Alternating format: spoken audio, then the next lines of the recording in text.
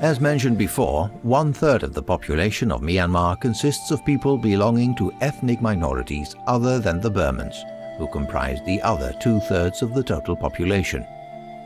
And the age-old struggle between the Burmans and the minorities lasted even after the independence of 1948, and also after the junta took over in 1960. Finally, after years of armed conflict, the military chose an approach often referred to as the pacification of the ethnic minorities. They were granted a certain degree of autonomy within their own regions, and their leaders were granted a certain degree of liberty to conduct their own business. This way, the junta succeeded in reaching a ceasefire with armed rebels all over the country. This policy of pacification has often been denounced by Western opponents of the junta, but Aung San Suu Kyi, often asked how she would tackle the problem of the age-old, ongoing ethnic strife, would always, every time when she was asked, simply refuse to even discuss the problem. She simply brushed the problem aside, a remarkable choice for someone aspiring to lead this country. And it is not just remarkable, but it also caused a lot of worries, especially amongst the millions belonging to the minorities. And these worries were fed by the fact that Aung San Suu Kyi had always adored her father, a man with a very poor record in his relationship with the various ethnic peoples, especially regarding the horrors inflicted during the Japanese invasion and his acts of deceit after the war. Still, and despite her ambitions, the daughter stubbornly refuses to address this issue, one of the most pressing problems of Myanmar.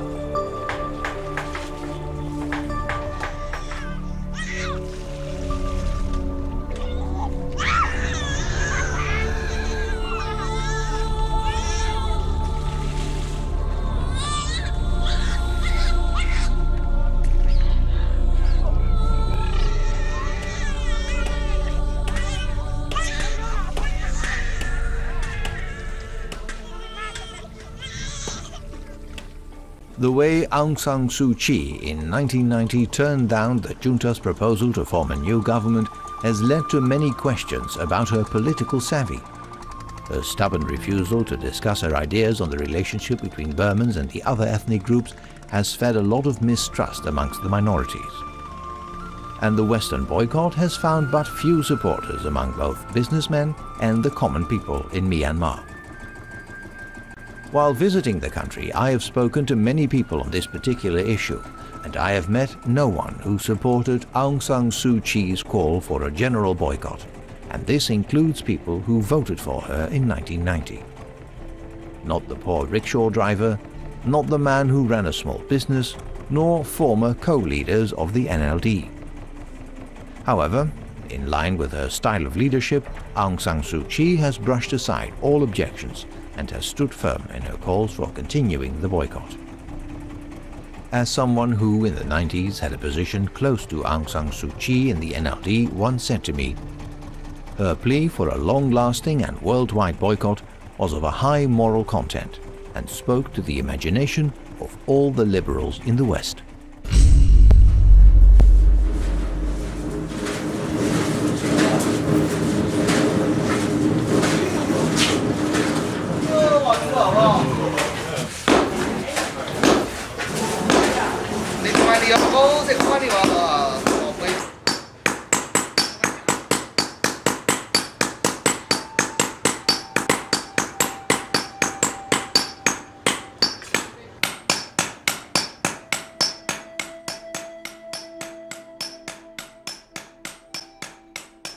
The boycott has had truly dramatic consequences.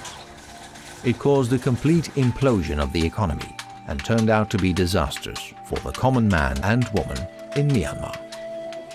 The leaders of the junta had no trouble in securing their income, but as anyone traveling through Myanmar could see, for many small businesses, restaurants and small hotels included, the boycott has had ruinous consequences. A striking example of the effects is the fashion industry. This was a thriving business until 1995, when Suu Kyi called for her boycott. Spread around Myanmar were many small sweatshops, workshops where mainly women were sewing clothes, and many of these small workshops were members of cooperatives that held lucrative contracts with the fashion industry in the West. The UN inspector on Myanmar disclosed some years later that due to the boycott, dozens of these small businesses were forced to close down. Just in Rangoon and its immediate vicinity, some 65,000 people were dismissed, the vast majority of them, of course, young women. Many of these, driven by poverty, saw no way out but return to the sex industry, often abroad, for instance in Thailand. This may sound melodramatic, but imagine if this had happened to your own daughter.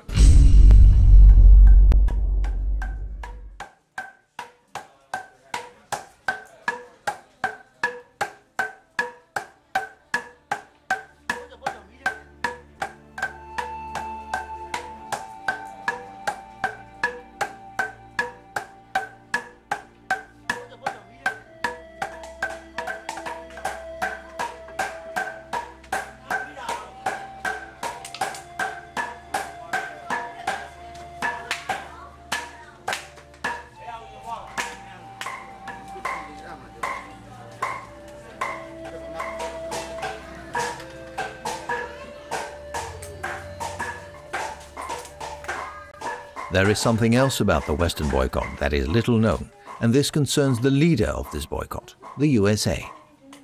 At the time Aung San Suu Kyi called for a boycott, there was only one American company active in Myanmar, so American business interests were not in danger on a larger scale. Still, measures had to be taken. That one company was the California-based oil firm Unocal, that, together with the French company Total, was drilling a gas field off the coast. The rules and conditions that were implemented concerning the international boycott were therefore written in such a way that Unocal could quietly continue with its work. American interests were now completely safe, something that could not be said about the jobs for all those women in the sweatshops of Rangoon. In the meantime, American politicians could redirect their attention to places like Iraq and Afghanistan. It's called the Insane Prison, Burma's largest correctional facility, and today it played host to a very unusual event. The gates were opened and several hundred during inmates passed 2011, through, out of the blue and to the surprise of many baffled Western politicians, correspondents and self-proclaimed experts, the junta started with slow reforms. We're not at the point yet that we can consider. It was the American Secretary of State, Hillary Clinton, who had the courage to publicly announce that the path we have chosen has had no influence on the Burmese junta, thereby referring to the boycott of some 15 years. How sad, then, to note that Aung San Suu Kyi came up with the abominable lie that she had never called for a boycott. She, who has always refused to talk about the problem of ethnic strife in Myanmar, could not bring herself to keep quiet this time too. In a country where Buddha statues look down at you from every street corner, she let slip the chance to show her true Buddha soul by recognizing her failure. Instead, she chose to lie. Maybe she is a politician after all. She has signed on for the next upcoming general elections and so has a fair chance to be chosen into the new parliament. However, this may pose a new dilemma for Suu Kyi. The new constitution of Myanmar states that 25% of all seats in parliament will be taken by the army. So the very best Aung San Suu Kyi can hope for from these elections is that it will result in 75% of the seats for her party. Which takes everyone, meaning everyone, back to the junta's proposal in 1990.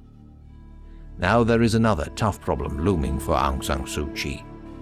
How will she cope with her own history, with not feeling guilty about wasting more than 20 years and provoking an economic disaster that left many people in Myanmar in dire poverty?